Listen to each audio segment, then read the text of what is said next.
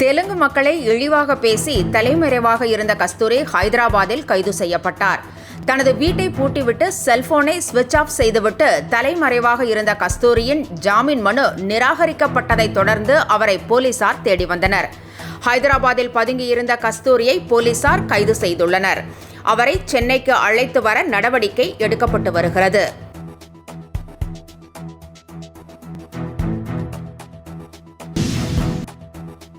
கிண்டி அரசு மருத்துவமனையில் திடீரென ஏற்பட்ட மின் தடை சரி செய்யப்பட்டது. மின்சார விநியோகம் 6 மணி நேரம் பாதிக்கப்பட்ட நிலையில் அமைச்சர் மா. சுப்பிரமணியன் ஆய்வு மேற்கொண்டார். பின்னர் மின்சார கோளாறு சரி செய்யப்பட்டது. நோயாளிகள் யாருக்கும் எந்தவித பாதிப்பும் ஏற்படவில்லை என மா. சுப்பிரமணியன் தகவல்.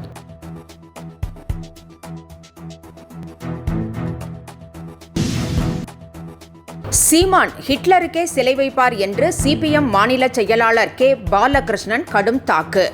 காலையில் எழுந்தவுடன் எதை வேண்டுமானாலும் பேசலாம் என நினைக்க விரும்புபவருக்கு பதிலளிக்க விரும்பவில்லை என்றும் காட்டம்.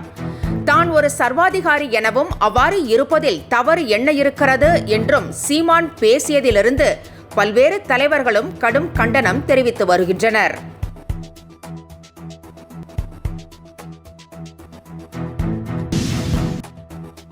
இரண்டாயிரத்து 26 தேர்தலில் பகுஜன் சமாஜ் கட்சியை வெற்றி பெறச் செய்வதே லட்சியம் என இயக்குனர் ப. ரஞ்சித் தெரிவித்திருக்கிறார். தேர்தலில் யார் யாரோ வெற்றி பெறுகிறார்கள் என்றும் நம்மால் ஏன் வெற்றி பெற முடியாது என்றும் கேள்வி எழுப்பிய அவர், திருவள்ளூரில் ஆம்ஸ்ட்ராங் மனைவியை வெற்றி பெறச் செய்வதே லட்சியம் என்றும் கூறியுள்ளார்.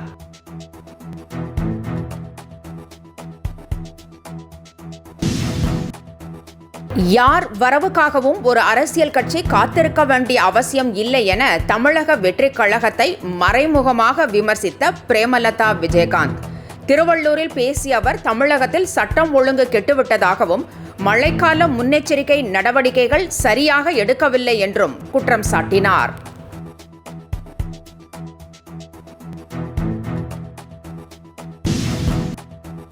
தாம்பரம் ரயில் நிலையத்தில் இன்று பராமரிப்பு பணிகள் நடைபெறவுள்ளதால் காலை 7 மணியிலிருந்து மாலை 5 மணி வரை கடற்கரை ரயில் நிலையத்திலிருந்து தாம்பரம் செல்லும் ரயில்கள் பல்லாவரம் மட்டுமே இயக்கப்படும் என தெற்கு ரயில்வே அறிவித்திருக்கிறது.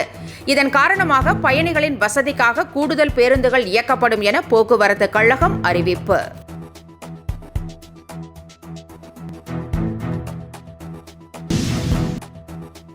நைஜீரியா, பிரேசில், கயானா நாடுகளுக்கு 5 நாள் பயணமாக சென்றுள்ள பிரதமர் நரேந்திர மோடிக்கு நைஜீரியாவில் உற்சாக வரவேற்பு அளிக்கப்பட்டது.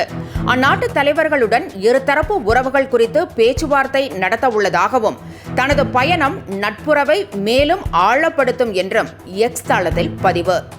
நைஜீரியா பயணத்தை முடித்துக்கொண்டு பிரேசில் செல்லும் பிரதமர் G20 மாநாட்டிலும் பங்கேற்கிறார்.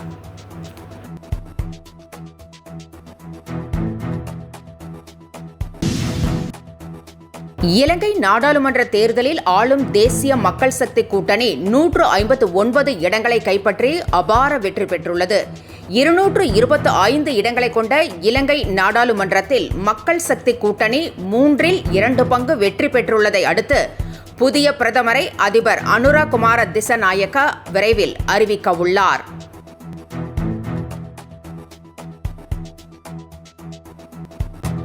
மை இந்தியா 24/7 முக்கிய செய்திகளை உடனுக்குடன் தெரிந்து கொள்ள உடனே சப்ஸ்கிரைப் பண்ணுங்க, பெல் பட்டனை பிரஸ் பண்ணுங்க. என்றும் உங்களுடன் மை இந்தியா.